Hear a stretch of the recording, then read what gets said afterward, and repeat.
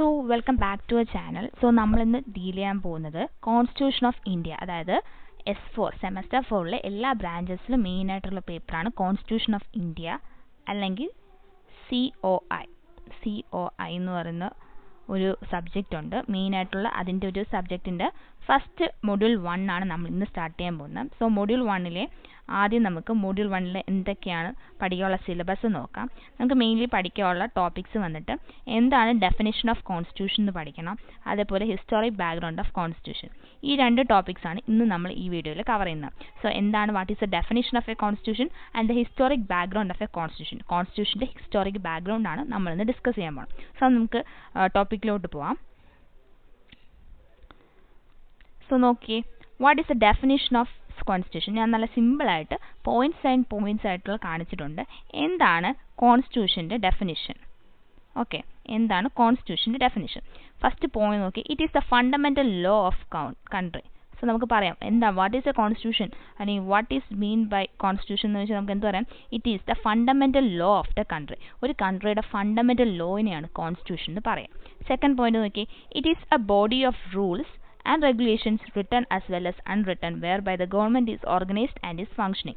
അതിൽ ഈ എന്താണ് കോൺസ്റ്റിറ്റ്യൂഷൻ എന്ന് പറഞ്ഞാൽ അത് റിട്ടൺ ആയിരിക്കും അല്ലെങ്കിൽ unwritten by the government.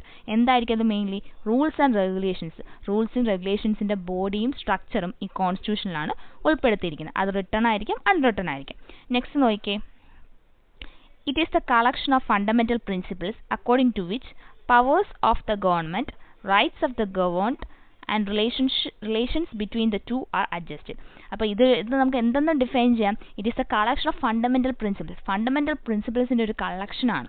To which the powers of the government. എന്തൊക്കെയായിരിക്കും അതിലുണ്ടാകുന്ന പവേഴ്സ്? അതായത് നമ്മുടെ കൺട്രിയുടെ പവേഴ്സ്, അതേപോലെ rights of the governed and relations between the two are adjusted. So ഇതിനെ നമുക്ക് എന്തെന്ന് പറയാം? കോൺസ്റ്റിറ്റ്യൂഷൻ്റെ ഡെഫിനേഷനായിട്ട് ഈ 3 പോയിന്റ് സിമ്പിളായിട്ട് എഴുതിയാൽ മതി. 3 പോയിന്റ് എഴുതുമ്പോൾ നിങ്ങൾക്ക് 3 മാർക്കിനൊക്കെ വാട്ട് ഈസ് ഡിഫൈൻ കോൺസ്റ്റിറ്റ്യൂഷൻ ചോദിച്ചാൽ ഈ 3 പോയിന്റ് എഴുതിയാൽ മതി. ഫസ്റ്റ് പോയിന്റ് ഒന്നും കൂടി നോക്കിയാൽ, it is the fundamental law of the country. Second one, it is the body of rules and regulation written as well as unwritten whereby the government is organized and its functioning. Third point, it is a collection of fundamental principles according to which the powers of the government and the rights of the governed and relations between the two are adjusted. നമുക്കിനി നോക്കാം. The typology of constitution ആണ് നമ്മളിനി നോക്കാൻ പോകുന്നത്. So typology or typology of constitution എങ്ങനെ വേണം നിങ്ങൾക്ക് വായിക്കാം. ജസ്റ്റ് അതിൽ 3 ക്ലാസിഫിക്കേഷൻ ആണ് കൊടുത്തിട്ടുള്ളത്. അതായത് ടൈപ്സ് ഓഫ് കോൺസ്റ്റിറ്റ്യൂഷൻ്റെ ടൈപ്സ് ആണ് ഇവിടെ കൊടുത്തിരിക്കുന്നത്. ടിപ്പോളജി ഓഫ് കോൺസ്റ്റിറ്റ്യൂഷൻ എന്ന് പറഞ്ഞാൽ ടൈപ്സ് ഓഫ് കോൺസ്റ്റിറ്റ്യൂഷൻ. അഥവാ what are the types of constitution ചോദിച്ചാൽ ഈ 3 എഴുതാം. ബേസ്ഡ് ഓൺ കോഡിഫിക്കേഷൻ സ്റ്റാറ്റസിൽ നമ്മൾ കോൺസ്റ്റിറ്റ്യൂഷനെ ക്ലാസിഫൈ ചെയ്തിട്ടുള്ള written constitution and unwritten constitution. Written കോൺസ്റ്റിറ്റ്യൂഷനും അൺറിട്ടൺ കോൺസ്റ്റിറ്റ്യൂഷനും ഉണ്ട്. അല്ല, റിട്ടൺ കോൺസ്റ്റിറ്റ്യൂഷൻ വന്നിട്ട് എക്സാമ്പിൾ കോൺസ്റ്റിറ്റ്യൂഷൻ ഓഫ് ഇന്ത്യ. നമ്മുടെ രാജ്യത്തിലെ കോൺസ്റ്റിറ്റ്യൂഷൻ എന്ന് പറഞ്ഞാൽ റിട്ടൺ ആണ്. അതേപോലെ പാകിസ്ഥാനിലെ US-ലൊക്കെ റിട്ടൺ ആണ്. അൺറിട്ടൺ വന്നിട്ട് UK, കാനഡയിലൊക്കെ അൺറിട്ടൺ കോൺസ്റ്റിറ്റ്യൂഷൻ ആണ്. ഓക്കെ, നെക്സ്റ്റ് വരുന്നത് നോക്കി, classification based on evolution status. അതായത് evolved constitution and enacted constitution. No specific date of birth. അത് മെയിൻലി UK-യിലാണ് ഇവോൾവ്ഡ് കോൺസ്റ്റിറ്റ്യൂഷനും ഇനാക്റ്റഡ് കോൺസ്റ്റിറ്റ്യൂഷൻ വന്നിട്ട് അമേരിക്കനും ഇന്ത്യയിലാണ്. ഓക്കെ, ഇതാണ് ഇവല്യൂഷൻ സ്റ്റാറ്റസ് വഴി കോൺസ്റ്റിറ്റ്യൂഷനെ ക്ലാസിഫൈ ചെയ്യണം. നെക്സ്റ്റ് നോക്കിയാൽ ക്ലാസിഫിക്കേഷൻ ബേസ്ഡ് ഓൺ റിജിഡിറ്റി. റിജിഡിറ്റിയിൽ ക്ലാസിഫൈ ചെയ്തിരിക്കുന്ന 2 കോൺസ്റ്റിറ്റ്യൂഷനാണ് ഉള്ളത്, rigid constitution and flexible constitution. Rigid constitution American കോൺസ്റ്റിറ്റ്യൂഷനാണ്. ഫ്ലെക്സിബിൾ കോൺസ്റ്റിറ്റ്യൂഷൻ വന്നിട്ട് ബ്രിട്ടീഷ് കോൺസ്റ്റിറ്റ്യൂഷനാണ്. സോ ഇതാണ് ടൈപ്സ് ഓഫ് കോൺസ്റ്റിറ്റ്യൂഷൻ. ഓക്കെ, 3 തരത്തിൽ ക്ലാസിഫൈ ചെയ്തിട്ടുണ്ട്. ഫസ്റ്റ് വൺ കോഡിഫിക്കേഷൻ സ്റ്റാറ്റസ്, അതായത് written constitution and unwritten constitution with examples കൊടുത്തിട്ടുണ്ട്. സോ നിങ്ങൾക്ക് മനസ്സിലായി എന്ന് വിചാരിക്കുന്നു ടൈപ്സ് ഓഫ് കോൺസ്റ്റിറ്റ്യൂഷൻ. നമുക്കിനി historical background of the constitution നോക്കാം. So historical background of constitution പറയുന്നത് എന്താണെന്ന് വെച്ചാൽ, the idea of the constitution was first proposed by M.N. Roy in the year 1934. ഞാൻ ഈ അണ്ടർലൈൻ ചെയ്യുന്നതൊക്കെ ഇമ്പോർട്ടൻ്റ് ആയ ടോപ്പിക്കാണ്, അത് ഷോർട്ടായിട്ട് എഴുതി വെച്ചോ. Okay, M.N. റോയ് ആണ് നമുക്ക് ആദ്യമായി കോൺസ്റ്റിറ്റ്യൂഷൻ്റെ ഐഡിയ പ്രൊപ്പോസ് ചെയ്തത്. M.N. റോയ് ആണ് ഇൻ ദ ഇയർ 1934. അതായത് സ്വാതന്ത്ര്യത്തിനൊക്കെ മുമ്പാണ് കോൺസ്റ്റിറ്റ്യൂഷൻ്റെ കാര്യങ്ങളൊക്കെ പറഞ്ഞത്. So 1934 M.N. റോയ് ആണ് നമുക്ക് എന്ത് കോൺസ്റ്റിറ്റ്യൂഷൻ്റെ ഐഡിയ കൊണ്ടുവന്നത്. And later on in 1935 Indian National കോൺഗ്രസിൽ വെച്ച് Jawaharlal Nehru officially demanded this. Jawaharlal നെഹ്റുവാണ് ഇത് ഒഫീഷ്യലി ഡിമാൻഡ് ചെയ്തത്, ഇന്ത്യൻ കോൺസ്റ്റിറ്റ്യൂഷൻ വേണമെന്ന്. This demand for the creation of constituent assembly was accepted by the British government in the Linlithgow's August offer of 1940. അപ്പോൾ ഇത് accept ചെയ്ത് British government accept ചെയ്ത് Linlithgow's August offer of 1940 accept ചെയ്തത്. Cripps Mission came in 1942 and recognized the demand of framing a constitution by an elected constituent assembly and give Indians a dominant status. അങ്ങനെ Cripps mission വന്ന് 1942 Cripps mission വന്നിട്ടാണ് ഈ ഒരു നമ്മുടെ ഒരു രാജ്യത്തിന് ആദ്യമായി ഒരു കോൺസ്റ്റിറ്റ്യൂന്റ് അസംബ്ലി എലക്ട് ചെയ്യണമെന്നും നമ്മുടേതായ ഒരു കോൺസ്റ്റിറ്റ്യൂഷൻ ഫ്രെയിം ചെയ്യണമെന്നും വന്നത്. But Cripps proposal was rejected. പക്ഷേ ക്രിപ്സിന്റെ പ്രപ്പോസൽ റിജക്ട് ചെയ്തു. Later Labour party came into power in England with Clement Attlee as its prime minister. പിന്നീട് ലേബർ പാർട്ടി ഇംഗ്ലണ്ടിൽ ക്ലെമന്റ് ആറ്റ്ലി പ്രൈം മിനിസ്റ്ററായി വന്നപ്പോൾ his government was more sympathetic towards India.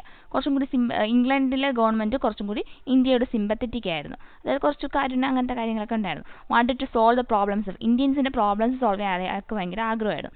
Hence the cabinet mission was send to India. അങ്ങനെയാണ് ഇംഗ്ലണ്ടിൽ നിന്ന് cabinet mission ഇന്ത്യയിലോട്ട് send ചെയ്തത്. The cabinet mission came into India on 4th March. എന്നാണ് cabinet mission നമ്മുടെ ഇന്ത്യയിൽ വന്നത്?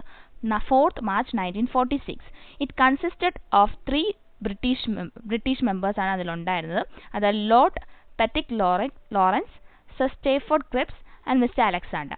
The Cabinet Mission discussed the framework of Constitution. Cabinet Mission mainly discussed the framework of the Constitution and the details and the procedures to be followed by a Constitution drafting body. ഒരു Constitution drafting bodyക്ക് പാലിക്കേണ്ട നിയമങ്ങളും കാര്യങ്ങളുമാണ് ആ cabinet മിഷനിൽ അല്ലെങ്കിൽ cabinet മീറ്റിംഗിൽ discuss ചെയ്തത്.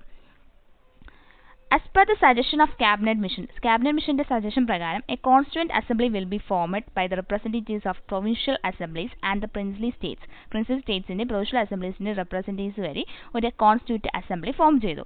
Each provinces and each princely state or the group of states were allotted seats in proportion to their respective population. The total members of the constituent assembly were 389 ആയിരുന്നു constituent അസംബ്ലിയിലെ total members. Out of which 296 members represented British provinces and 93 members represented princely state. 296 members British പ്രോവിൻസസിനെ അതേപോലെ 93 members princely സ്റ്റേറ്റ്സിനെ represent ചെയ്ത് നിന്നു. The Constituent Assembly was first met on 9th December 1946. 1946 9th ഡിസംബറിലാണ് ആദ്യത്തെ constituent assembly held ആയത്. With doctor Sachchidananda Sinha as its temporary chairman. First constituent അസംബ്ലിയുടെ chairman ആരാണ്? Doctor Sachchidananda Sinha. Okay, അത് last നോക്കിയേ. On 11th December 1946 Dr. Rajendra Prasad was elected as the permanent chairman and H.C. Mukherjee became the vice chairman. അങ്ങനെ അവസാനം 1946 11th December Rajendra Prasad permanent chairman ആയിട്ടും അതേപോലെ H.C. Mukherjee vice chairman ആയിട്ടും elect ചെയ്തു. Okay,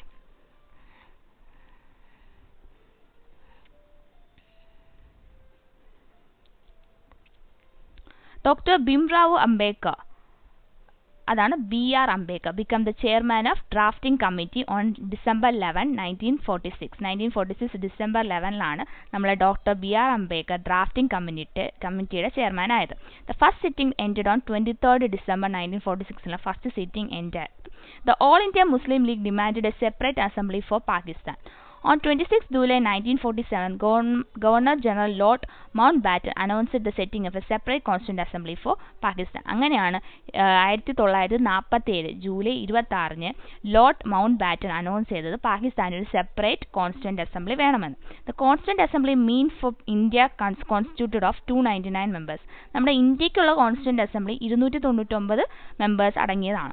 On 29th August 1947, drafting committee was formed with 7 members. Drafting committee രൂപീകരിച്ചു with 7 members. 7 മെമ്പേഴ്സായിട്ടാണ് രൂപീകരിച്ചത് under the chairmanship of Dr. B.R. Ambedkar. The committee studied the constitutions of various countries and took the good features from every constitution and included them in the Indian constitution. അപ്പോൾ company mainly ചെയ്തത് എന്താണെന്ന് വെച്ചാൽ പല രാജ്യത്തിൻ്റെയും constitutions study ചെയ്ത് അവരിൽ നിന്ന് നല്ല good features ഉൾക്കൊണ്ട് അതൊക്കെ നമ്മുടെ ഇന്ത്യൻ കോൺസ്റ്റിറ്റ്യൂഷനിൽ അവർ ഉൾക്കൊണ്ടിട്ടുണ്ട്. ഇൻക്ലൂഡ് ചെയ്തിട്ടുണ്ട്. The draft was prepared by അവസാനം നമ്മൾ ഡ്രാഫ്റ്റ് പ്രിപ്പയർ ചെയ്തത് February 1948 in 26 November 1949 the constitution of India was passed and adopted by the constituent assembly. Constitution of India പാസ്സാവുകയും അതേപോലെ അത് കോൺസ്റ്റിറ്റ്യൂന്റ് അസംബ്ലി അഡോപ്റ്റ് ചെയ്യുകയും ചെയ്തു. അതേപോലെ 24 January 1915 constituent assembly had its last meeting. Constituent assembly അവരുടെ last meeting held ചെയ്തു. And the new constitution came into നമ്മുടെ original അത് പദവിയിലായിട്ട് അത് വന്നത് 26 January 1950 26 January 1950 പുതിയ കോൺസ്റ്റിറ്റ്യൂഷൻ കെയിം ഇൻ ടു എഫക്റ്റിൽ വന്നത്. ദ പ്രോസസ് ടു 2 years എങ്ങാനും എടുത്തിട്ടുണ്ട് മൊത്തത്തിൽ അതിൻ്റെ എക്സ്പെൻഡിച്ചറും അതേപോലത്തെ കാര്യങ്ങളും അതിൻ്റെ മൊത്തം വർക്കിങ്ങിന് process to 7 years for the 7 years and 12 months and 18 days at a total expenditure of 6.4 billion to finish. Finish ചെയ്യാനുള്ള തുകയാണ് കാണിച്ചിരിക്കുന്നത്. അതുപോലെ doctor C Rajagopalachari took over the Lord Mountbatten and became the first Governor General of India. India thus become അങ്ങനെയാണ് India ഒരു republic country ആയത്. അതേപോലെ doctor Rajendra Prasad become the first president. അങ്ങനെയാണ് രാജേന്ദ്ര പ്രസാദ് നമ്മുടെ ആദ്യത്തെ പ്രസിഡന്റ് ആയത്. സോ ഇതാണ് history of our constitution. Okay, history and background of a constitution ആണ് പറഞ്ഞത്. ഇങ്ങനെയാണ് നമ്മൾ കോൺസ്റ്റിറ്റ്യൂഷൻ രൂപീകരിപ്പിച്ചത്. സോ മെയിൻലി ഇവിടെ പഠിക്കാനുള്ളത് ഇതിൽ മെയിനായിട്ട് ഡെഫിനേഷൻ ഓഫ് കോൺസ്റ്റിറ്റ്യൂഷൻ ചോദിക്കാം.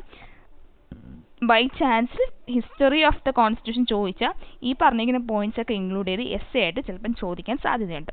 സോ ഈ വീഡിയോ നിങ്ങൾക്ക് ഇഷ്ടപ്പെട്ടെന്ന് വിചാരിക്കുന്നു. ഇഷ്ടപ്പെട്ടാൽ ലൈക്ക് ചെയ്യുക, ഷെയർ ചെയ്യുക, സബ്സ്ക്രൈബ് ചെയ്യുക. And for more videos stay tuned in our channel. Thank U.